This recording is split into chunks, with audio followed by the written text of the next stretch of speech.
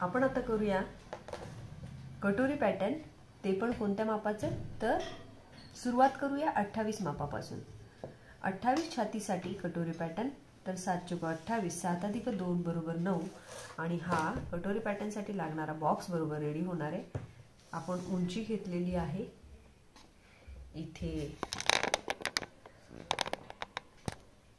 14 आणि हा बॉक्स बनवून घेऊया। इतकं सोपं जे आहे आपलं कटोरी पॅटर्न, ते आजपर्यंत तुम्ही कुठे बघितलं नसेल, इतक्या सोप्या मेथडने आपण ते बनवणार आहे। सेम तीच प्रोसिजर आता 28 इंच आहे आणि गळा उतरतो किंवा नाही उतरत तरी गळा रुंदी जी आहे ती 1.5, हे सगळं अगदी सविस्तर मी चार्टमध्ये लिहून दिले। तुम्ही एक माझा मोठा व्हिडिओ आहे तो बघू शकता 1 तासाचा, त्यावर ते तुम्हाला सगळं समजेल। पण आता हा मात्र छोटा आहे, तर आपण यात फक्त गळ्याची रुंदी सांगणार आहे आणि गळा उंची तुमची 5 असेल तर 5.5 घ्या। मला इथे ना समोरच्या व्यक्तीने शोल्डर फक्त सांगितलंय की 1.5 इंच शोल्डर पाहिजे, तर मी किती घेतलंय, 2 घेतलंय। आणि बिलकुल काही काळजी न करता तुम्ही हे बनवू शकता। उंची बगलीची लांबी बरोबर 28 छातीसाठी 5 इंच इतकी घ्या आणि आपण बनवत आहोत कटोरी पॅटर्न। 1 इंच आतमध्ये जा, थोडं मोठं वाटलं तर थोडं कमी करू शकता। 1.5 इंच बाहेर या, तिरकस रेषा द्या, अर्धा इंच आतमध्ये जा आणि असं थोडंसं याला फुगवा, का तर चून पडायला नको म्हणून।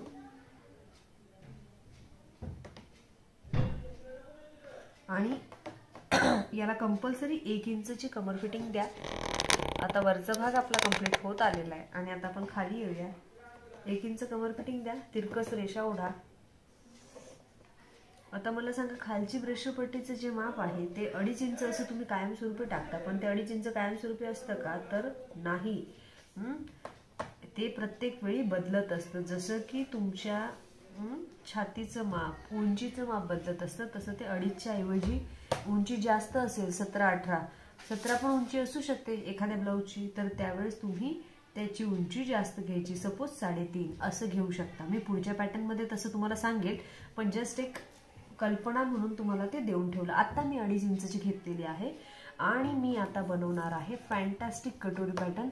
तर तुम्हाला काय करायचंय, फक्त 2.5 इंच इथून ओढून घ्यायचंय आणि मी ओढलेलं आहे। असं जर तुम्हाला एका दिवसात 4 प्रकाराचे ब्लाऊज शिकायचे असले तर तुम्ही माझ्याकडे नक्कीच येऊ शकता। मी ऑफलाईन सेशन पण घेत असते, 1 डे सेमिनार, एका दिवसात 4 ते 5 प्रकार ब्लाऊजांचे शिकवत असते। आणि आपण आता शिकत आहोत LG फॅशनमध्ये। काय करायचंय, उरलेला भाग इकडे जोडून ठेवायचा आहे, पण असा जोडायचा आहे की थोडासा गोल झाला पाहिजे, ठीक आहे।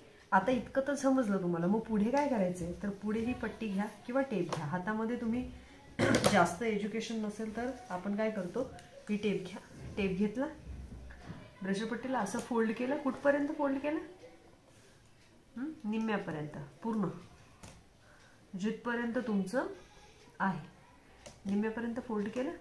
आणि आता मला सांगा, यांची चेस्ट आहे का, तर छाती जरी कमी असली तरी अर्धा इंचाने वाढवणं गरजेचं आहे। आणि जर खूपच कमी असेल तर मग अर्धा इंचाने वाढवायची नाही। आणि काय करायचं, फक्त असा शेप द्यायचा, म्हणजे ही कटोरी तुमची रेडी होते।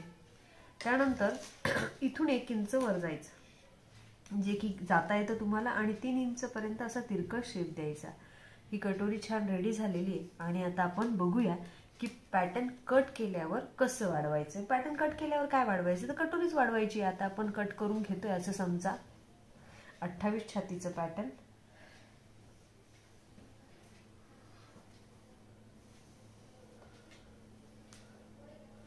आणि मी हे असं छान कट करून घेतलेलं आहे। कटिंग केल्यानंतर माझ्याकडे काय येणार आहे, कटोरीच, आणि कटोरीच आपल्याला महत्त्वाची आहे।